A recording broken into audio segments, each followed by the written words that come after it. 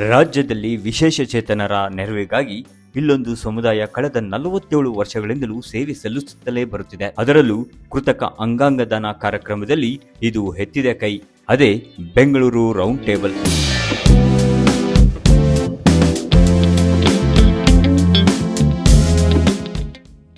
ಹೌದು, ಕರ್ನಾಟಕದ ಅತ್ಯಂತ ದೀರ್ಘಾವಧಿಯ ಸಮುದಾಯ ಎನಿಸಿಕೊಂಡಿರುವ ಈ ರೌಂಡ್ ಟೇಬಲ್ ಈ ವರ್ಷವೂ ತನ್ನ ಕೃತಕ ಅಂಗಾಂಗ ದಾನದಲ್ಲಿ ಮೈಲುಗಲ್ಲು ಸಾಧಿಸಿದೆ.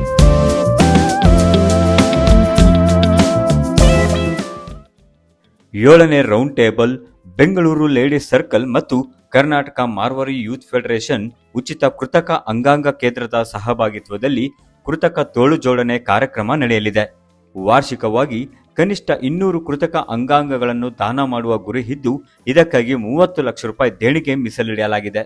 So this event was the 1500 meeting of Bangalore Roundtable 7, and on this occasion we continued our project of the 47th limb donation, and this year we started a new initiative called the first ever arm donation, which is a new initiative of Bangalore Roundtable 7.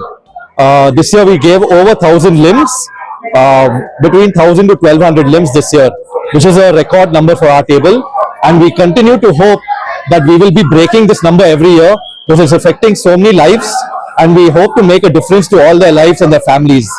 In the past 47 years, more than 6,000 limbs have been given, and this year more than 1,000 limbs will be given to the poor and the needy. ಏಳನೇ round table ಅಗತ್ಯವಿರುವ ವಿಶೇಷ ಚೇತನರಿಗೆ ಕೃತಕ ಅಂಗಾಂಗ ದಾನ ಮಾಡುತ್ತಿದೆ.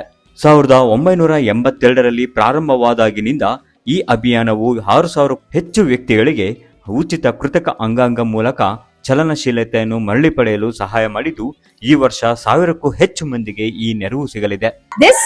Today we're here for our limb donation drive, which is our annual flagship project for our Ladies Circle and Round Table. We do this every year. This year is our 47th year, and we have raised a total sum of 30 lakhs, providing 1,000 limbs, over 1,000 limbs, about 1,100 to 1,200 limbs to the underprivileged society who are in need of this. This enables them to walk, to have a normal life, to gain independence, and to be able to do all the normal functions that we all as humans do. ವಿಶೇಷ ಚೇತನರಿಗೆ ಅನುಗುಣವಾಗಿ ನಿರ್ಮಿಸಲಾಗುವ ಈ ಕೃತಕ ಅಂಗಾಂಗವನ್ನ ಹಲವರು ಪಡೆದುಕೊಳ್ಳಬಹುದಾಗಿದ್ದು, ನಗರದ ಭಗವಾನ್ ಮಹಾವೀರ್ ಜೈನ್ಸ್ ಆಸ್ಪತ್ರೆಯು ಅರ್ಹ ರೋಗಿಗಳಿಗೆ ಅಗತ್ಯವಿರುವ ವೈದ್ಯಕೀಯ ಸೇವೆಯನ್ನ ಪಡೆಯಬಹುದು.